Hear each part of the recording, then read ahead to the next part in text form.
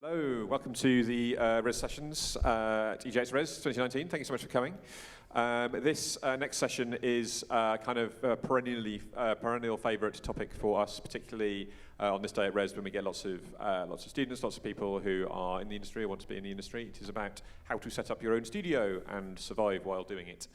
There are a million different ways to do this. We've had a lot of people talk about it at great length before.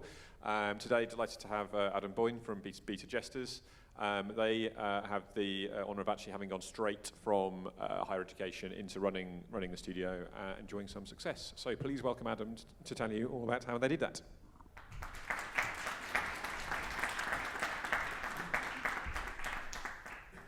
Hello everyone. So I'm going to be talking about how to start an indie company and not starve. As you can see, I have not starved yet, so I'm talking from our experience. Obviously, what I'm going to be saying is sort of based on our own personal experience, so to give you a bit of background into what we've done. We set up a company almost 4 years ago now. We came out of university straight away and started running BetaJester straight off the bat, and are still going. We had no business knowledge before we went in. None of us are business students. We're all programmers, and we've made tons of mistakes, all of which I'll be talking about today, hopefully so you can avoid them. But yeah, so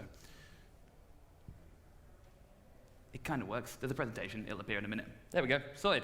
So how to start an indie company and not starve. Just to give you a bit of background. So my name is Adam. If you can't see me at the back, that's a picture of my face. You can find me on Twitter at AdamB1234. You can email me, adamb@betajester.co.uk. I'll show that a couple more times. But basically, if you've got any questions after the talk and you don't get to speak to me over at the back, then just feel free to email me. That's fine. And everything I'm saying is from my personal opinion, not necessarily representing of the company. Cool. So, as I was saying, there's three of us in the company. We're all programmers. We went to the University of Hull. We set up a company in East Yorkshire in 2015, mostly doing contract work, looking at VR, AR games, that kind of thing, while also working on our own games at the same time. So what's interesting is that we released a commercial game when we first started, which was an Android game, and we are currently working on our own game at the minute, hopefully coming out later this year. And in between the two times, we've been working on different contracts, mostly looking at VR for business. It's one route that you can go down. I'm going to talk about the different routes as well. So in this talk, I'm going to be talking for 30 minutes. I'm here for 45. I'm going to talk about two different areas, the starting of a company, and then separately the not starving. And at the end, there'll be time for Q&A, so if you've got any questions, save more to the end, and we'll go around.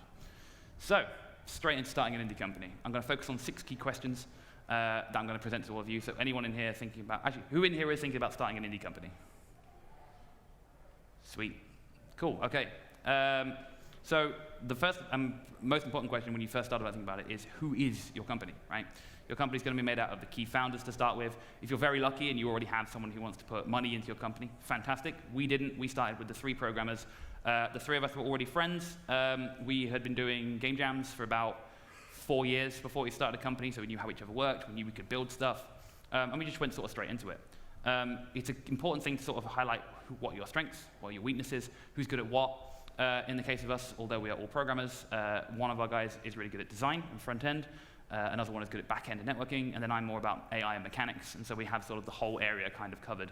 And then as we've progressed, we've been able to sort of bring on contractors and freelancers to help us with the other areas, art and music and that kind of thing that we're not so good at.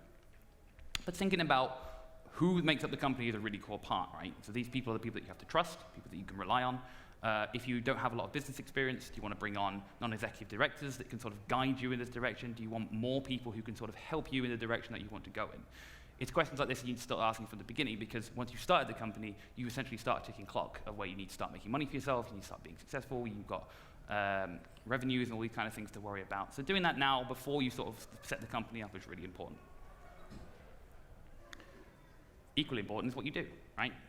Now, it's easy to just sort of go, I'm going to make a games company and make games. That's it, right? The only issue with that, what's the only issue? One of the issues with that is games don't inherently make money from the get-go, right? If you start working on a game, there's a big period of development leading up to the point when you can release your game. And what's important about that is you got to think about how you're going to pay for that period. And that's where questions start to come in, is like, do you want to go straight for publishers and investment? Do you want to be a product-based company that's going to make games and that's it? Do you want to be a service-based company? Do you want to start providing for other people, so they pay you money to basically provide, whether it's tools, whether it's a particular piece of software that you can then hand out and they can use? How do you want to, or do you want to do a hybrid? Do you want to be a company that does your own stuff, but you're also working on other people's stuff, a bit like us? what's important is what you're doing and how you're doing it are key factors that you need to consider before you're going into it, right? As a company, you're going to be out there competing with hundreds, if not thousands, of other companies, especially when you think on a global scale. So your unique selling point is really important, right? What makes your company different to a lot of other companies? For some, it's their flexibility. For some, they will work on very specific platforms. For some, they will only use the color green, and that's all their games. How you're going to separate yourself from everybody else is a key factor in who your company is and how you go about doing what you do. One point that a lot of people don't consider is when you start your company is really, really important, okay? So if you start looking now at funds, at government schemes, at benefits, at things that you can gain as a startup, as a new company, a lot of them have timers. Normally, it's 2-3 years. And if you start your company too early, and by the time you go, actually, you know what, I want to take advantage of this, it's too late. An example of this is there's the Seed Enterprise Investment, I can't remember what the other S is, that one. And SEIS funding basically is a really tax-efficient way for people to invest in your company. But it has, I think it's a 2-year limit, which basically means if you are older than 2 years, you have to move on to a different scheme, which is called EIS, which is still really good, but slightly less tax-efficient, slightly riskier for the person investing in you. So someone who may have wanted to invest, you go, actually, it's a bit too much for me, I don't want to do that.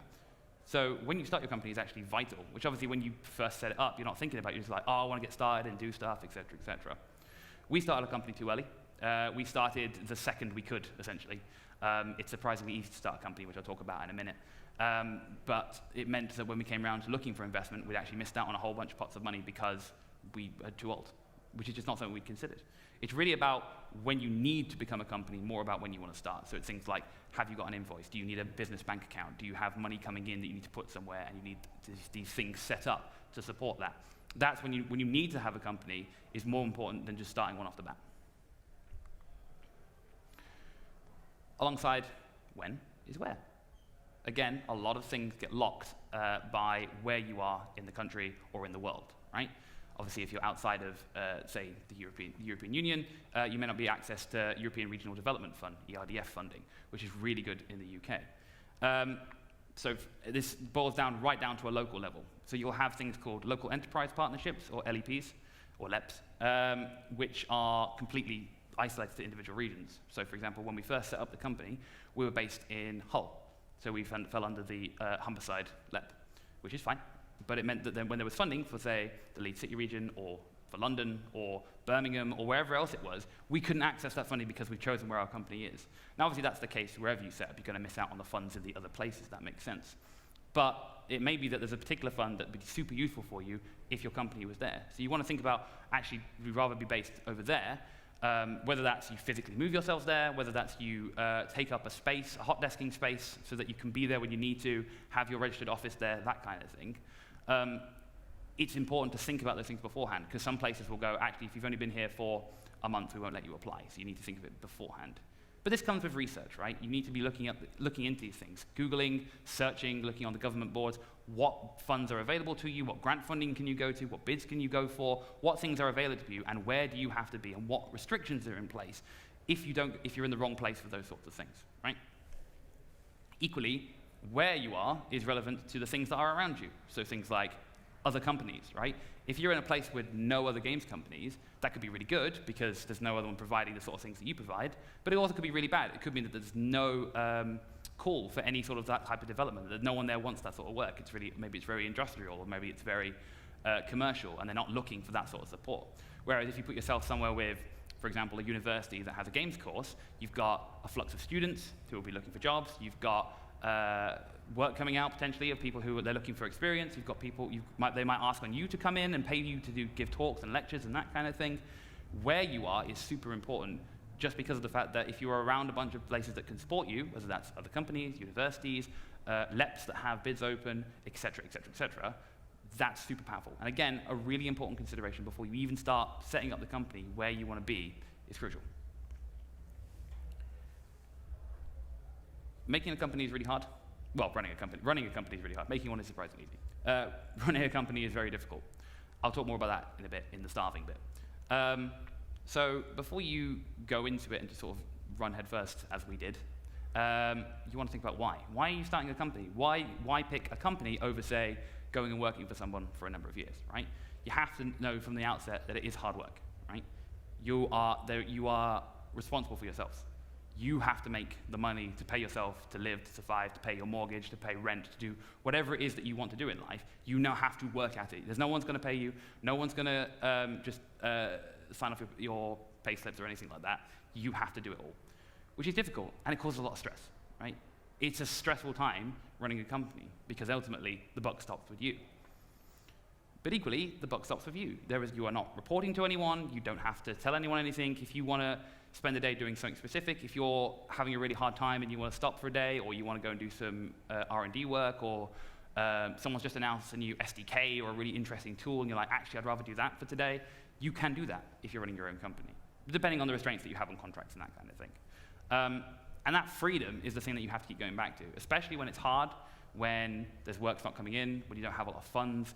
The fact that you have that freedom to do, you're doing what you want to do, when you want to do it, and it's all under your control, that's the thing that you need to keep going back to in your mind about. That's why I'm doing this. And ultimately, if that's too stressful, or not something that you see the benefit of, or something that you don't value, then you'd probably be better off going and working at a company and not having those stresses placed on you, not having that responsibility placed on you, because then you can just continue to work, which is great, and that's fantastic for some people. But if you want that freedom, if you want that ability to pick, today I'm going to work on this, or today I'm going to do that, starting a company is the best way to do that. Finally, how you actually start a company. So you need a registered office, which I mentioned before, which is basically where your company is based for all intents and purposes. You don't physically have to be there. You can have a separate registered office and then trading offices. But there are certain restrictions on what can be a registered office. A lot of rented properties, for example, have a statement which says this cannot be a commercial property. So it's important to figure out where that's going to be. How you break things up, your contracts between you and your co-founders, how you split up shares, who's in control of what, who gets paid what, all these sort of things you probably want in writing in some form, because you don't want to get a year down the line and someone goes, actually, I should be on twice as much as you because I have twice as many shares or something like that. You want it all in writing from the outset so that you have an agreement. Finally, it costs in this country to register a business £15, which was surprisingly cheap, we thought. I know in Finland, I think it's £200. It ranges around the world. But in the UK, it's just £15 to start a company. And you have to go to the website that's listed there for more info. And then you go through to a place called Companies House, which is basically a big register of all the companies in the UK. And you go through a big form, and you can either do it yourself, or you can hire accountants, solicitors, and other people to sort of go through it with you step by step and sort of go through the questions of who gets what share, what type of company you want to be. Do you want to be a partnership or a limited company, et cetera, et cetera, et cetera. We muddled our way through that based on we did some research on YouTube and found something that guided us. I do not recommend doing that, because if an argument comes up between me and my co-founders, I have no idea how we're going to settle it. I'm just glad that we get on. But that's sort of the basis of sort of, given where we are now and looking forward, where you want to consider the questions sort of going on to company. Once you've started that company, once it's set up and it's running, the important question is not starving. How do I not starve? How do I make money, right? Because it seems like there's companies doing really well, some companies do phenomenally well, and some companies collapse and have to shut down and they go and get normal jobs. So not starving is actually a really big part of it. Again, so for us, I'm going to be talking about from our perspective. Now, the thing that I want to outline before I even go to my slides is getting work is essentially luck, because it completely matters if you're in the right place, at the right time, with the right person, who has the right amount of funds, who wants to give them to you. However, the balance of that is that in this industry, you can make your own luck. The more things you go to, the more people you know, the more places you've been, the more you've been seen, the more that you've met people, the more likely it is that somebody who has money, who knows you, who wants to hire you and has the work available, will do so. I'm going to talk a bit more about how that works. So the first thing is obviously getting work. Depending on how you want to go down, if this is the route of doing contract work for people, being a contracting company, and providing a service whereby you develop things, as we do. What I'm going to be saying here is also true for if you want to get publishing. I'll talk more about publishers separately in a bit, but if you want to get money from a publisher, a lot of these things are also true. So networking is a word that you hear a lot. A lot of times the answer to this question is just do networking. which is not very helpful, right? Because networking could mean a whole bunch of things, right? So this is my definition of networking and things that you should be doing. So networking for me is the meeting of people, right? It's being able to, is meeting more people, people who you have not met previously, and equally meeting people, re-meeting people that you have met previously to sort of reconfirm in their own mind who you are and your relevancy, right? You are meeting them at multiple events, therefore you must be somebody in this industry, okay? By coming to EGX Rezzed, that's a great start, by the way. It's about making connections. It's about meeting people, and I don't just mean just being able to add somebody on LinkedIn, because it doesn't really count for much. It's about making a human connection with someone so that they know you, they know who you are. When they're thinking of work, when they're thinking of, let's say you are a 2D artist, right? When somebody has some 2D work to do, you need to be imprinted enough in their mind that they go, oh, I remember that person, they did 2D art, because they showed me their artwork, because we had a long chat about the use of light in 2D space. We had this, that, the other. Whatever it was, that thing that made that you memorable in their mind is super important to getting work, because that's the thing they go, let's ring them up, let's find out, let's look at their portfolio online. And that's essentially what networking is, right? Because it's about making connections that turn into things at a later date. So to give you an example of this, I'm in a selection of networking groups. One is called the BAFTA Games Crew, which if you have 2 to 4 years experience in the games industry, you can basically apply to be a part of it. Heavily recommend it for anyone who is. I met someone at a BAFTA Crew event a year and a half ago, I think. Just a guy, he was at the bar, and I sort of went up and was like, oh, you BAFTA Crew? Yeah, just had a chat. Got on really well. I saw him at another BAFTA Crew event, all great. Didn't see him again for another year. He popped up on our like chat group, like, oh, I'm looking for some programmers. And I went, oh, would you consider hiring a company instead? And he was like, oh, maybe. We ended up having a chat, and within less than a week, which is very rare, that's turned into a contract that's going to support us for the next 3 to 6 months. And that's purely because I just met this guy at an event. I went out of my way to go up to him and say, oh, hey, you're in this group, or you're here for a reason that I'm also here for. Nice to meet you. How are you doing? Da, da, da, da. And it had that human connection. And he stated himself, like, the company that he works for is quite secretive, but because he knew who I was, we'd made that human connection. There was a personability to it that he was able to convince the people that he worked for to hire us, which is great. And it works out for us. And that's how we've got so much of our work, is people that we met at some point in the past, remembering who we are and coming back and going, yes, we want to hire you to do some work. And there's other things around that, making yourself presentable, having a good website, having a portfolio, if that's going in a different direction, being in a position so that when people come across, that you come across well, that you come across like you know what you're doing. But that human connection is the thing that's really going to get you ahead. In terms of where you can meet these people, there's groups, there's local groups, there's national groups. For example, EGX Rezzed is a great example, because if you go over there into the other room, it is a room full of developers all trying to show off their games, who you can chat to, you can get a feel for. Many of them will have work that he's doing, or many of them are looking to be hired. I've already spoken to someone today who went and chatted to, independently of me, chatted to somebody else that I know, and is hopefully getting some work out of it, right? That's the point of Rezzed for the industry, is that we're all coming here, chatting to each other, showing off our games, hoping to sell our games, hoping to meet people, hoping to get more work in the future so we can continue to not stuff. There's also bigger events like EGX, which is publicly trading. There's industry-only events like Develop down in Brighton, which is fantastic for meeting people. But there's also going to be local groups, right? Down here in London, there's the Unreal meetup group. I think there's a Unity meetup group. There's a lunch group.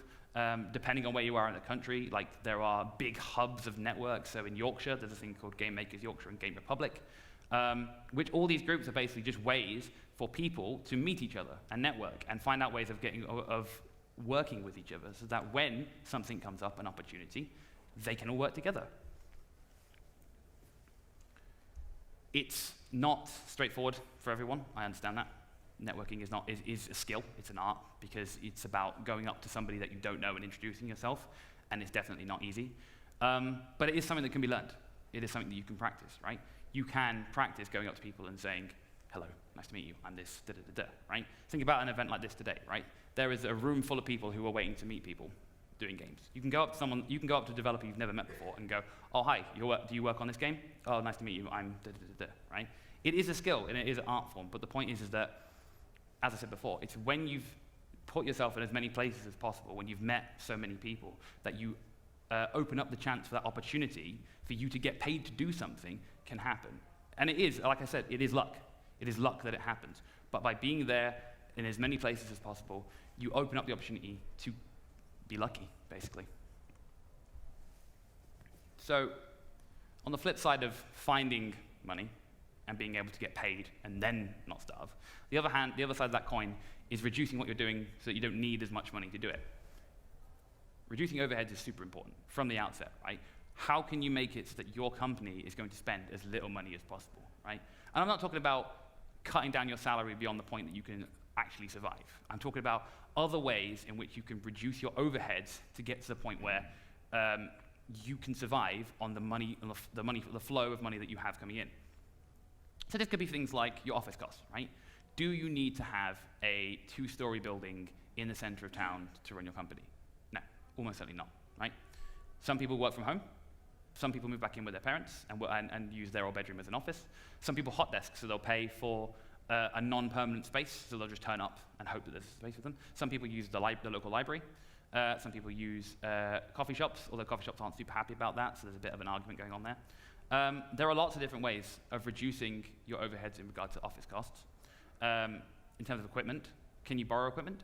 We were very lucky that we had a strong, because we came straight out of university, we had great partnerships with our local university, and we said, they were upgrading their lab, and we said, can we borrow some equipment? It'll still belong to you, and we'll give it back, but if you're not going to be using it, can we use it for running the company? And they were like, yeah, sure, fine, that's okay.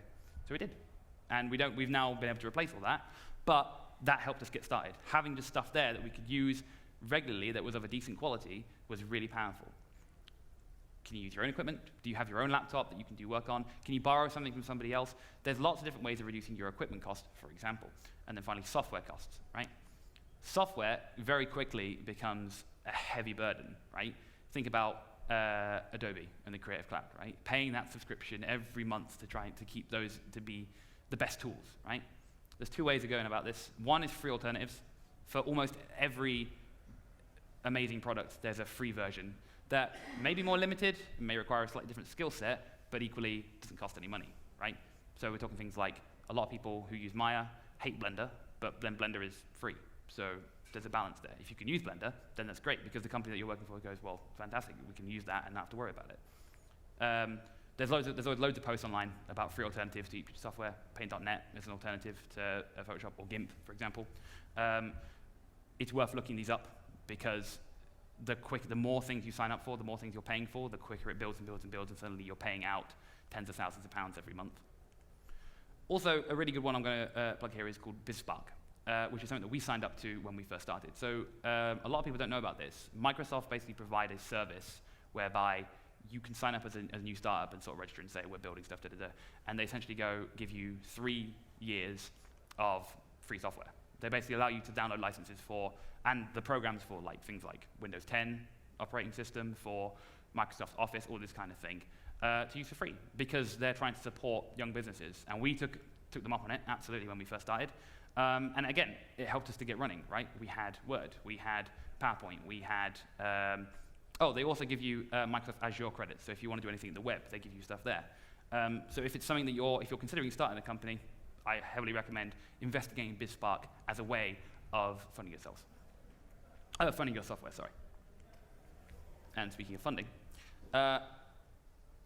if you're trying to find work, it's not coming in, and you've reduced your overheads, and you're starting to think, I really want to keep this company going, I need to think of another way to make some money, there are lots of alternative routes, right? So some people, especially those who are around local universities, not us, but I know a lot of people who do, will lecture at the universities about what they're doing. They'll talk to students and they'll get paid for it. I know companies who run workshops. They'll run workshops for primary school children or secondary school children, or even university students, and they'll have parents and things pay to be taught, and it provides just another flow of income.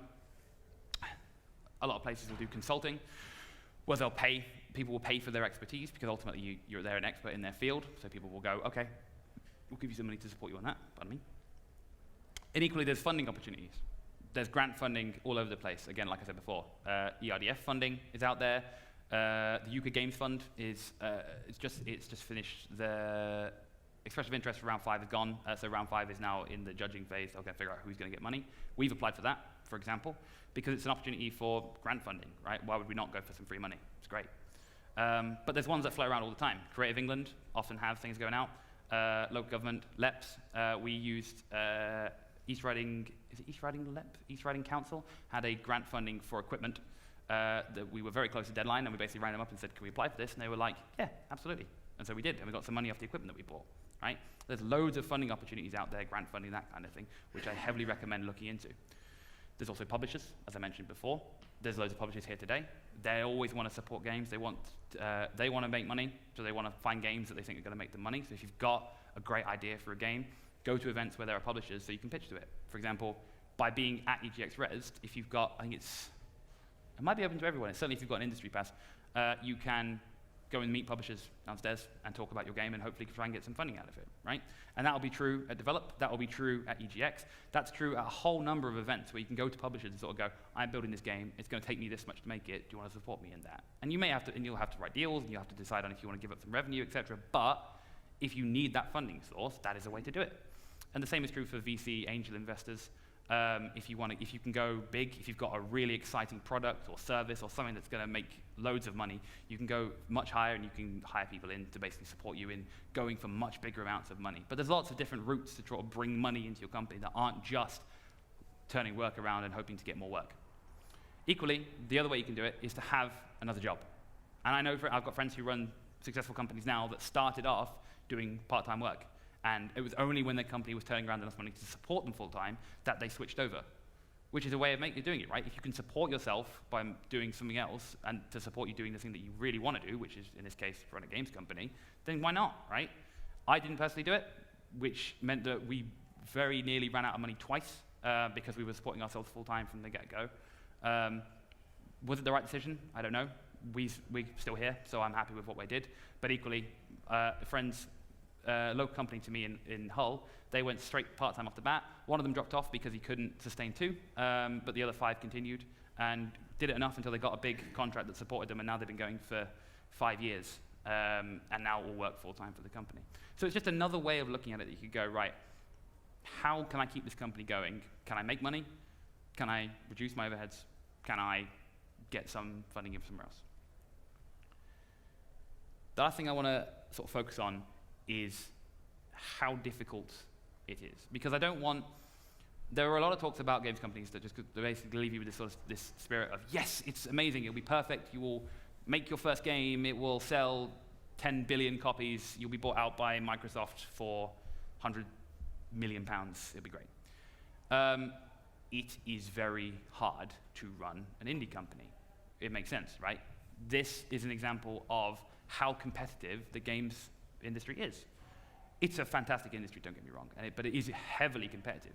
You look at Steam, you look at Switch, you look at the Epic Store, you look at wherever, you can see games competing with each other to try and be successful. So if you just try and make games, you are another voice in a very loud industry, right? Which is why it's so difficult, which is why not everybody does it. Equally, if you want to do contract work, you are the same thing. You are trying to find people who have money who want to spend it on you, which is, again, incredibly difficult. And it is hard. Like I said, we've nearly run out of money twice as a company, and both times are incredibly stressful, sort of going day to day, trying to figure out if you're going to be able to survive the next week, if you're going to survive the next month, how you're going to pay rent, what you're going to do. It's very difficult. But the balance of that is that if it does work, and you do pull it off, you are essentially doing the best thing in the world, right? Someone was saying the other day that this industry is a bubble, because essentially you're working with lots of very nice people who are very inclusive in a very modern, appreciative industry. I have a friend of mine who is in the legal industry, and they come up with so many archaic problems. Whereas here, we don't have those because we're not an old industry, we're a new industry, and we have lots of people who have come up in the last sort of 30, 40 years trying to build something that's more positive, that's more creative, that's more artistic. And by running your own company, you get to be right in the heart of that. So, if you start a company and it doesn't work out, there is no shame in that at all. I have very good friends who have tried to run a company and it's failed. I have people who have got more funding than I have whose company has failed. because sometimes it happens, because sometimes things don't work out or that deal you were looking at collapses, right? But what they've got is experience. They've got hindsight. They've got stories they can tell of what they did. And many of them have gone on to get fantastic jobs in the industry because people love that story of going, I tried this, didn't work out. Here's what I've learned. Let me take it forward and do that for you. So if you want to do it, go into it with the knowledge that it is incredibly difficult, but that you may not succeed, but if you don't succeed, you will have experience, you'll have knowledge, you'll have the ability to go into interviews and sort of going, I've tried one of the hardest things in this industry, didn't work out for me, but here's all my experience and stories about it. And if it does work out, fantastic. So, does anyone have any questions? Anyone? Has a microphone come in? I'll just bring the microphone in. A lot of the funding you mentioned rely on everyone being in a local location. How does it play into if everyone is in different countries, like one in UK, one in America, one in Australia, so on? So a lot of funding like that is specific to where your registered office is. So for example, I know a company where 3 of the 4 of them lived in mainland England, but the 4th worked in Northern Ireland, and they registered a company with her because it allowed them access to some funding pots that were in Northern Ireland. So it doesn't actually matter who. There's some restrictions on where you can spend money. So there's some specific pots that are like this can only go to supporting England-based or London-based or regional-based developers. So you have to read the criteria on that. But mostly applying for things is reliant on where the registered address is and proving that that is your registered address. Because a lot of things a lot of funding pots basically are designed to regenerate the economy of a local area. So they care less about where the people are as long as the company is part of that sort of space, because then it makes the area look good and it brings money into that area. So as of anything, it's a case of read the criteria, read the rules. Does it say for England-based developers only? And if you're worried about it, ask the people who are providing the funding. Because sometimes they care about region, sometimes they don't care. Sometimes it may look like they're really important. If you go, what if the company's actually based in England, but this guy lives in Copenhagen? Can we get a Copenhagen-based fund? They'll go, yeah, that's fine. Sometimes the restrictions are that loose, but it's always just it's worth checking. It's very grant and funding dependent, but normally it's reliant on the registered office. Anyone else?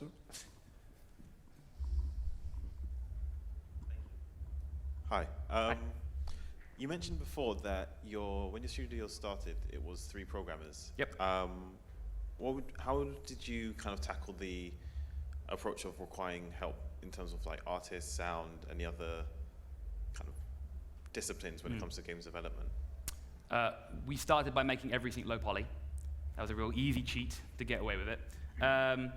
Then we moved on to using assets that we found. So we've become very good at finding public domain and other assets online that we can use for prototyping, for building. So it's things like using, has everyone in here heard of Kenny? Some people? So if you go to, it's KENNEY.NL, he's a creative,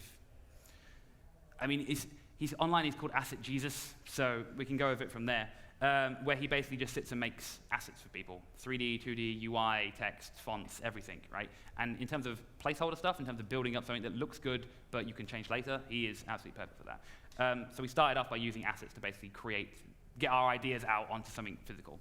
After that, our sort of stream of people that we've got for creative side, for art and stuff, come from 2 main sources. One is people that we've met. So we go to an event. So for example, in Yorkshire, the main event we go to is called Gamma Yo, which is Game Makers Yorkshire. And there we'll meet, there'll be students there, there will be artists, people in the industry, freelancers, going around with business cards, talking about, oh, I worked on this game, I did the art for it, or oh, I did this, da, da, da. Or you meet teachers and lecturers who are going, and you say, oh, we need an artist. They go, oh, we've got this person, da, da, da. And the other way was by talking to our local university. So I said, we have a good partnership with the University of Hull. We have a great partnership with the lecturer there, and he comes to us every now and then and goes, oh, we've got this person who is an artist, or who is does audio, or something like that. Or an audio person will approach the teacher and go, I really want to work for a company, and because they know who we are, they'll come and talk to us. And those people we'll work with.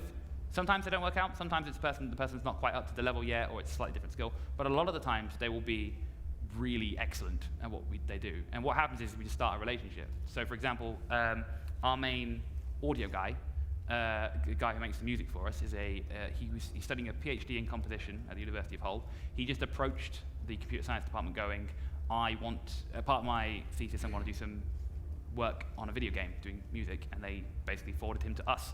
And that formed a partnership because he was a really nice guy. We get on really well. And every time we have a game or something, or we have a bit of funding that we can use, we go back to him and go, do you want to do some more music for us? And he goes, yeah, love to, sounds great. And we've just formed that partnership over time. And so the more people that we've met who have done great work for us, who have done something that we think that was really good, we will happily go back to over and over again, because at the end of the day, it's about people that we trust and people who can perform. And we just form those partnerships by people approaching us and by us approaching people who know students and other freelancers that we can go to. Cool. Any more questions? Ooh, at the front. You've been really lucky, or maybe unlucky on some days, it maybe feels like, to have a company with two of your other friends. Mm-hmm.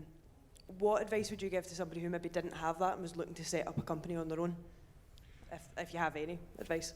So from the people that I know who have set up a company on their own, it's very difficult. The main difficulty is that you don't have that creative board to bounce off of. But that's where local groups come into play, right? If you need that creative outlet so you can sort of throw an idea at someone, there's normally a local group that basically you can go to and be like, here's a bunch of people who are in the industry, and basically go, this is what I'm working on, what do you think, right? Because like I said before, it's a very open, friendly industry, and those people are more likely than not to be able to provide constructive criticism and go, that's amazing, that's not great, have you thought about this, what about this asset, etc. And these things exist both in the real world and digitally, right? There's places online like the Unity Connect forums, which are a bit busy, but or the UK games industry Slack, for example, where you can go and just be like, look, this is a thing that I'm working on, what do people think? And get honest feedback from people who are experts in the field and that kind of thing. There's balances to running your own company, in so much as obviously it's easier to keep the company going because you're only supporting yourself, so you don't need to make enough money to support yourself, not 4 of you, or 3 of you. But I would probably say the main challenge is that sort of, again, it also means that it's so reliant on you. It will be difficult because obviously you're in a position where you need to go and find the work yourself, but then equally you need to work on the work that you have already, and you're having to balance the two out. If I was going to run my own company, I would probably be a freelancer and try and sort of hire myself into other companies as a contractor, so that I have long-term supported work and do it that way, as opposed to what I do now, which is a lot more shorter contracts for lots of different companies, just because then there's a bit more of that security, and it would feel quite dangerous to me to be by myself, because if it falls over, it falls over. But yeah, I think those groups and being able to go to people and be like, you're doing the industry, and bounce off them, and again, increase my net in terms of people going, oh, I've just heard this company needs this person to do this. Are you in a position to do it right now? That's what I would do. Sorry. Do we have another question in the front row? Was there? Oh, it's gone now. Any more? Any more? No? All right. Well, thank you very much for coming, and a final thanks to our speaker.